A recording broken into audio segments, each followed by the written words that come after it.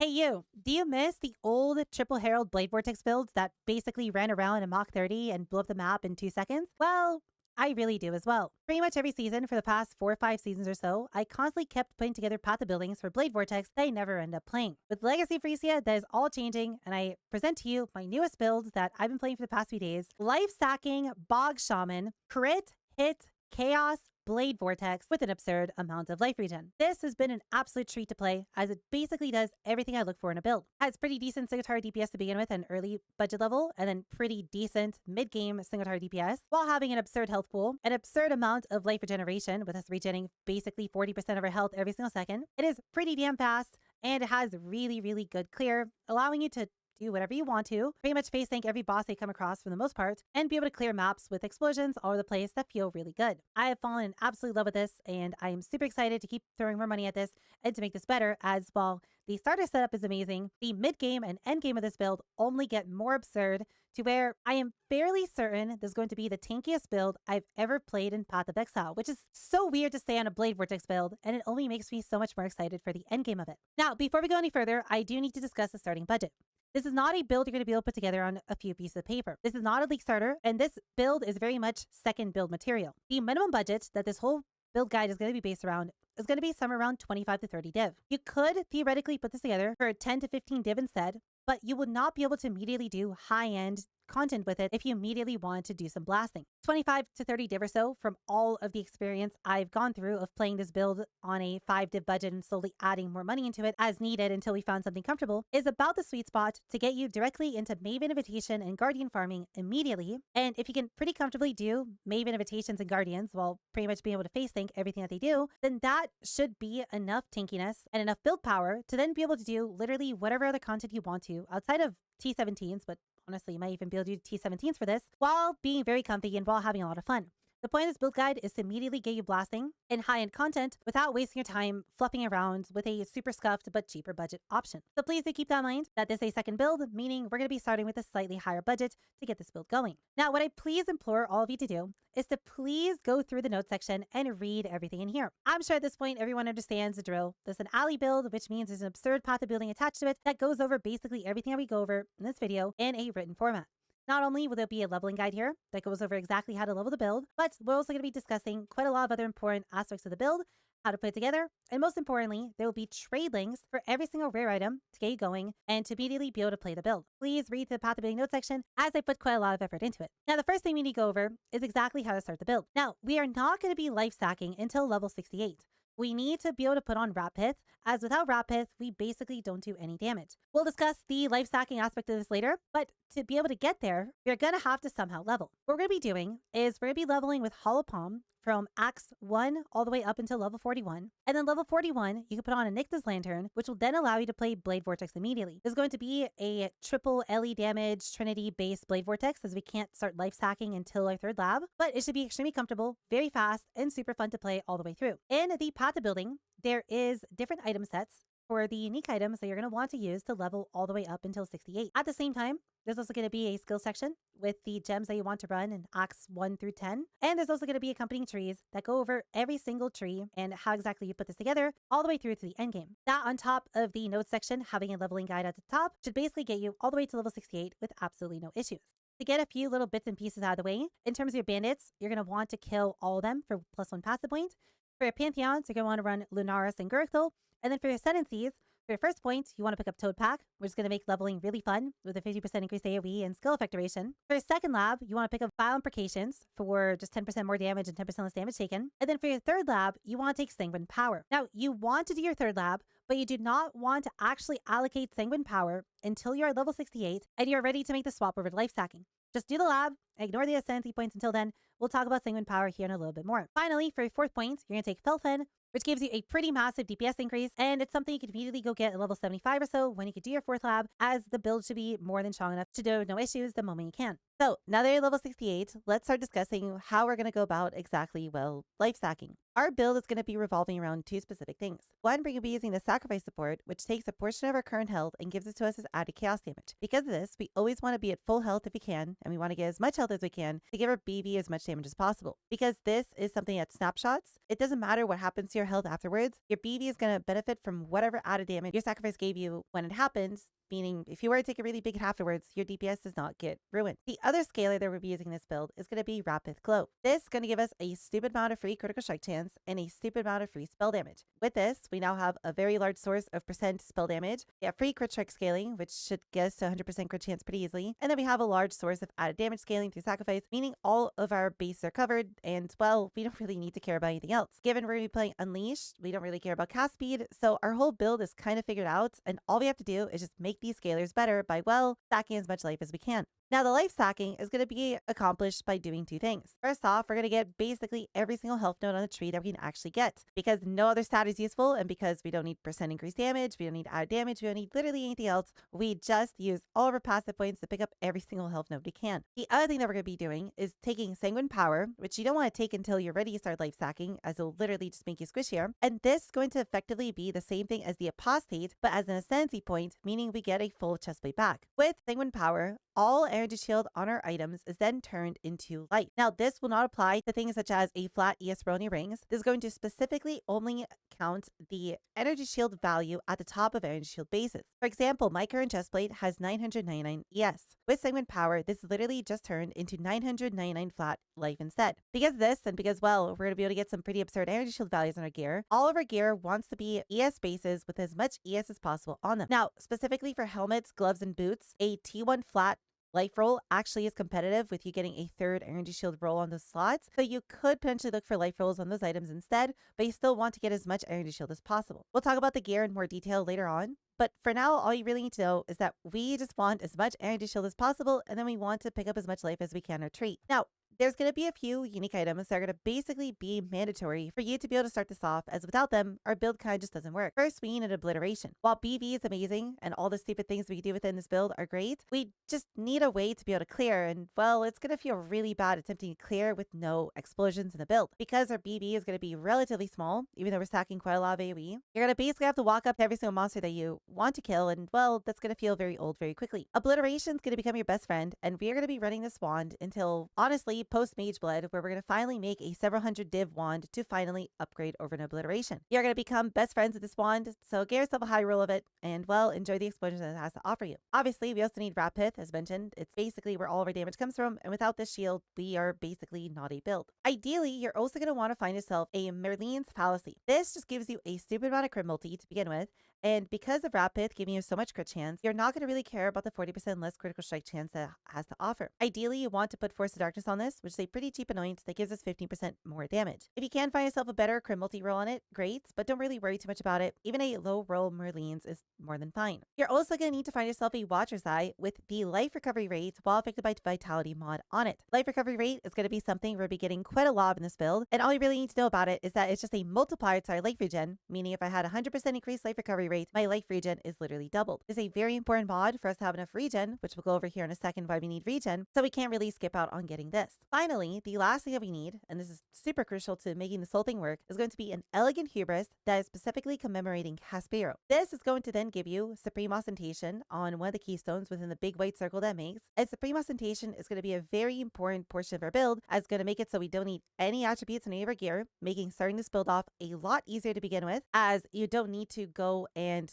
get high ES items with attributes on them, which would make them absurdly expensive. And at the same time, because we just don't care about attribute requirements in general, this is going to allow us to tattoo every single one of our strength nodes into tattoos of the Tukohama Shaman. With this is going to give us quite a lot of additional regen that we otherwise wouldn't have, and it's going to be pretty important to making your build feel pretty comfortable at the early game. Ideally, you're going to want to get yourself about 10 tattoos of Tukohama Shaman to get you going. And what I'm going to mention about tattoos in general is people don't seem to like to trade them on the auction house. And what you're gonna have to do is you have to go to the bulk section of the trade website, or just try to buy them on the trade website in general, as you will be able to find substantially more tattoos available there at a reasonable price in comparison to what's typically available on the auction house. Now, one thing that we need to discuss about this elegant Hubris a little bit more is trying to find yourself a good one. Because we're specifically be slotting into this slot, we have access to one node up here and then two nodes right here that are very easy for us to pick up. Elegant Hubris turns every single small node into literally nothing, meaning we want to try and avoid pathing through as many small nodes as possible. At the same time, it turns every single big node within its radius into something extremely powerful. And well, in our case, given you have access to these two right here, and this one right here that is followed by a health node, it's very easy for us to attempt to pick up some pretty pretty decent nodes on our Elegant Hubris. The way you're going to go about finding yourself a good one is pretty simple. In Path to Building, you're going to click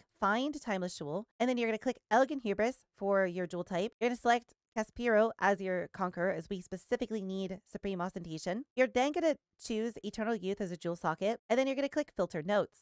Now, what you're going to have to do is you're going to have to go and click on all 3 of these nodes. Otherwise, it's not going to look for them. But with filter nodes, it will ignore every other node that is not selected within the circle. From here, we are then going to go over to search for a node and type in Frenzy. In our build, we really need a way to gain Frenzy charges. So we're going to add Eternal Fervor onto the desired node section. We're then going to change this 0 at the end to a 1 to make sure that it always finds at least 1 Eternal Frenzy on whatever jewel that we search for. After that, you're simply just going to click on Sort by Full DPS and swap it over to Sort by Combined DPS, and you're going to hit Generate. With this, you're now going to generate a bunch of fallback nodes, which goes through every single other node available and gives them a rating of how much DPS they give you. From here, we simply just click on Freesia for search results and hit Search. This is now going to show you every single iteration of a Caspiro Elegant Hubris that has at least Frenzy Charge on one of these 3 nodes, and that's going to show you a bunch of other Elegant Hubrises that have some other useful nodes on them. The ones at the top are going to be the strongest ones. For example, in this case, a double spell damage one would be the best. And all we really need to do here is simply click Copy Trade URL, open up a browser, and simply just paste the link into your browser, and it will then look for a bunch of jewels for you. As we can see, there's currently 4 available out of the numbers shown here. And what you would want to do from here is look at these numbers, look at the ones available, and see which one is technically the best. For example, let's say 77,420 was the number 1 option. We'd probably want to go buy that one because that would be the best of everything available. If none of these show up, and there's none available for you to purchase, all you do is simply click Copy Next Trade URL and simply just paste in here and search for another set. It should be very simple for you to find yourself an Elegant Hubris that has Frenzy on hit and something useful on it. I wouldn't overpay too much on this, as these stats are most likely going to change as we push further into build, meaning if you were to, for example, find 56,460, while this might technically be the best one right now, it might not necessarily be better at 100 dip budget, so just get yourself something reasonable for 1, 2, maybe 3 div or so to get you going. With all that, you'll have all the basic items that you need to be able to play this build, but there's going to be one more item, which is technically optional for you to get, but it's so powerful, especially on a low budget version of this build, that I would highly recommend for you to not skip out on instead. Ideally, you're going to also want to get yourself a Bottled Faith. We are going to be putting in a Kindling Orb on the Bottled Faith, which makes it only really good for boss damage, and you're not going to really use this flask for anything else other than when you come across a boss that you need more single target damage for. Bottled Faith is going to give you an absurd amount of additional critical strike chance while it's active, and this crit chance is going to give you a really big DPS increase. It's going to really help push your damage in the early game. Later on, it's not going to be as big of a deal, but in the early game, Bottled Faith is an absurd DPS increase. It's really hard to say that this isn't a borderline mandatory item.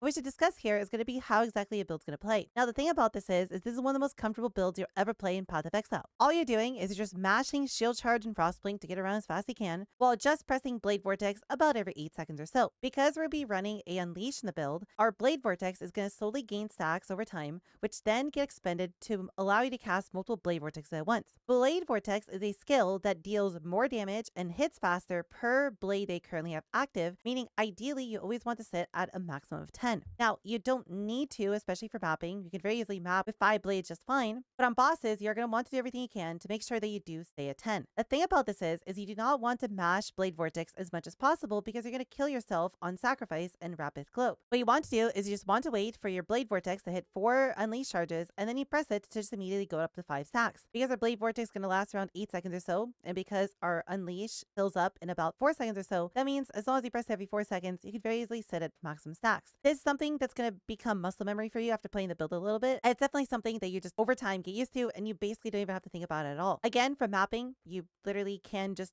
map with 5 stacks just fine, and you only really need to worry about hitting 10 on bosses. For mapping, literally nothing else about the build is relevant. Like I said, you're literally just shield charging and frostblinking through everything as if nothing else stands in your way. Everything should basically immediately die and should feel very comfortable. For rares, you can potentially press Fall Blade Vortex if you need a little bit of extra help, and if you ever come across a ritual, an expedition, a harvest, or any sort of other encounter where there's a lot of monsters in a small area, or there's some sort of big rare they need to kill, pressing a Fall Blade Vortex would really help, as a Fall Blade Vortex, especially in the early game, it does an absurd amount of damage. Whenever you get to a boss, you're build is going to basically be exactly the same. You're going to really heavily want to focus on your Blade Vortex tax, so you want to make sure you're always staying at 10. And outside of that, all you have to do is press Power Siphon once, as we're going to have a mark on hit and Assassin's Mark to make it just a little bit more comfortable to apply the Assassin's Mark. This is then going to trigger the mark on hit to apply Assassin's Mark, which is going to give you quite a lot of extra damage against bosses, while at the same time allowing you to generate power charges. Those power charges are very important. If you do not apply Assassin's Mark, you do lose quite a little bit of damage. Now, one thing you can do is just drop the mark on hit and drop the Power Siphon and just manually press Assassin's Mark. But personally, I like the quality of life a little bit more of just pressing Power Siphon and not having to actually think about specifically hovering my mouse over the boss. Outside of that, you are going to want to put down both your Evolved Blade Vortexes and press your Ball of Faith and just watch the boss get deleted. We are going to be running an Overwhelming Malice Cluster Jewel in this build, which is going to give us access to Wither, and that Withering is going to be where a large portion of our total DPS is going to come from. What we want to do is we want to ramp up this Wither before pressing our Bottled Faith to get the most out of the one use that we have out of it. So ideally, when you walk up to a boss,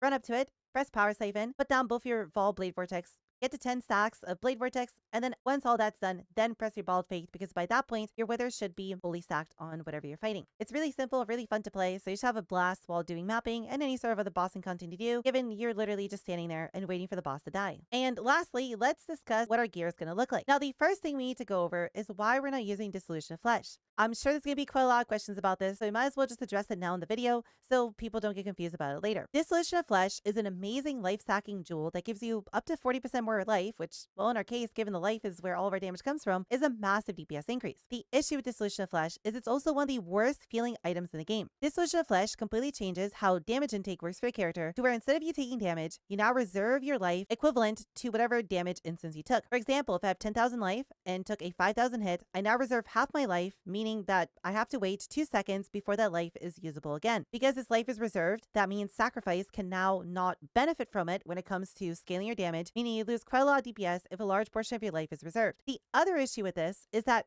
it just feels really bad if you do any sort of content that isn't specifically Sanctum or bossing. This is why you typically see Dissolution of Flesh only really ran by Hexblast build, where their primary use case is bossing or Sanctum anyways. If you attempt to do any sort of high-end mapping, or a T17 map, or Hubris, or Ritual, or Expedition, or literally any sort of content where you're constantly fighting a lot of density, you're bound to be getting hit quite often, meaning that if you were to take a really big hit, you're now missing half your health, and you have to go through 2 seconds of no damage taken before you get that half your health back. If you're constantly getting hit for even just 1 damage randomly by enemies, then suddenly the timer gets reset, and if you end up getting poisoned, or have a dot on you, or walk over ground degen, that also completely resets the timer, making Dissolution feel like absolute garbage while mapping. Hexblast and some life stacking builds can get away with this because they're kind of a range build, but in our case, while playing BV, given we're going to be in the face of every enemy, we kind of really can't use Dissolution without having an absolutely miserable time. It's literally akin to you playing an energy shield build where you have no ES leech, no ES recharge, and your only way of getting your energy shield back is by playing nothing but energy shield recharge. Except in an energy shield build, you could stack ES recharge to make it faster. In our case, we literally have nothing and we're stuck with a baseline 2-second duration. Because of this, we are going to be heavily focusing on getting as much life regen as possible. Not only do we need to deal with the 30% of our life loss when we do press a Blade Vortex, but because we can't use the solution, we kind of need a way to be able to stay alive. Life regen stacking is going to end up becoming really good because as we push into mid game and late game of this build, we're going to get some pretty absurd health per second values. And well, given we're going to eventually hit upwards of 20,000 plus life, when we have 40% of our life regenerated per second, we kind of get to ignore most things in the game as they literally just cannot damage us fast enough to break through our life recovery. So with that, I hope you understand a little bit more why we're not using Dissolution, why it feels bad, and why this is a life regen based build. Now, finally, in this video, let's discuss what the rest of your gear is going to look like, just to give you a quick overview of what you're going to be looking for in all of your other slots. There really isn't much to say here, so we should be able to rapid fire through these as fast as we can. For your jewels, all you're going to really need is to get yourself life, and ideally, if you can, max fire rates for later on to the build. Eventually, we're going to be incorporating in a Righteous Fire, so it'd be nice to get yourself some max fire rates for that, but I wouldn't worry too much about the RF or the max fire rates portion of this, as that's not something we could fit in until the mid game of the build. For your belt and your rings, all you're really looking for here is just as much life and any sort of resistance as they need. Because getting rings with high life and life regen is pretty damn easy to do, it should be pretty damn easy for you to try and get the majority of your resistances all at once on these slots. So try to buy these slots first and then work around that, as it should make it a lot easier for you to get yourself just really high ES pieces in your other slots without you potentially having to pay more or sacrifice some ES for things like resistances. For your belt, it's going to be a special case, as we specifically want to get ourselves an Elder belt with % max life and life recovery rate on it. As mentioned previously, life recovery rate Chestplate is an absurdly good stat for us, and well, given we can also get % max life at the same time, it's going to be really good. Now, the thing about these Elder Belts is they're kind of bad. It's really hard to craft your own, and we're going to be replacing it fairly quickly in our build. So realistically, all you're going to look for here is just those 2 stats, and if you can just somehow manage to pick up some res or some life, or literally anything else useful on it, great. But if you find yourself a belt with literally just those 2 stats, you're more than happy enough. For your helmet, your chest plate, your gloves, and your boots, these are going to be pretty damn simple. Ideally, you do want to give yourself movement speed on your boots if possible, but the only other thing that you care about in these 4 slots is getting as much energy shield as possible. As mentioned, life on your helmet, gloves, and boots is competitive with an ES roll. If you give yourself a really big life roll, that's another possible thing that you could do, and there'll be trade links and notes section that are going to bring you directly to some pretty decent items for these slots if you don't really want to think about it too much. The only other thing to really mention about these, other than getting whatever resistances you might need, is to try and get yourself life regen per second on all these items if you can, because it's a really nice stat to have, and the more life regen you have in the build, the better it overall feels. On your boots, your gloves, and your helmet, you can also craft life recovery rate on them. It's not a stat you can find normally, but it's something you could bench craft. So if you can possibly find yourself items in these slots with open suffixes, your build's going to overall have even more regen, and you're going to feel even tankier at the start of the build. Now, for your chest plates, this is going to change a little bit. You're going to want to find yourself a pure energy shield chest plate. A flat life roll or a % life roll from the benchcraft are not going to be anywhere close to the amount of power they can get out of a chest plate with triple energy shield on it. One thing you could potentially look for here is a chest plate with no life per second on it and no other life mods in general, then benefit from the 15% increased max life if your body armor doesn't have a life modifier on it, mastery. But another option, and personally what I've been doing so far, was to just get myself a chest plate with life regen on it just to help the early game a little bit more, as that personally feels a little bit better than having no life mods on there and going for the mastery. The mastery is going to give you more damage, so keep that in mind while you're shopping for a chest plate, but please don't look for anything else other than just raw energy shield on your chest plate. It's where a lot of your early game life is going to come from. The final thing to mention about our gear are going to be the Eldritch implicits. While all of them are pretty self-explanatory and I don't really need to say anything about them, the only one that we really need to discuss is going to be specifically the gain endurance charge every 13 seconds mod on your body armor. This specifically has to be rolled with Grand Eldritch Embers. You cannot use lesser and you cannot use greater. We specifically need to use Grand to get the roll to give us an endurance charge every 13 seconds specifically. By default, endurance charges have a 10-second duration. What we're going to be doing with this is we're going to be picking up the 20% increase endurance charge duration node by stamina and the 20% increased endurance charge duration node by endurance to make our endurance charges by default last 14 seconds. We cannot use the greater version of this enchant that gives us endurance charge every 14 seconds because unfortunately, due to server ticks, sometimes you lose the endurance charges before you gain them, and sometimes you gain them before you lose them, refreshing them. It's very inconsistent, and what we do with our endurance charges is going to be very consistent, as it's going to play a large role in our physical damage reduction. So you really need to get the endurance charge every 13-second mod while having a 14-second duration to not have to worry about that. Obviously, this does mean it's going to take you a little bit for your endurance charges to ramp up. So if you were to walk into something like an Uber Elder or a Shaper or some Maven invitation, for example, your endurance charges are not going to immediately be active. But on whatever map you do, they'll basically be there for the majority of the map and you'll have a really good time with them. With that said, that's pretty much everything you need to know about this build and to be able to get it going. There's so many upgrades to make this build once you do have it put together, and it's just immediately just feel amazing to play and just have a really good time with it. And I can't wait to discuss it further in the future upgrades for it. I'm going to hopefully try to get you a mid-game guide for this as soon as I can, where we're going to discuss what a 50, 60 or so div setup is going to look like, which is only going to make this build substantially better and substantially stronger than it already is. I've had an absolute blast playing this over the past few days or so, and I hope you really enjoyed too, as my god, this is one of the best feeling builds I've ever played in Path of Exile, period.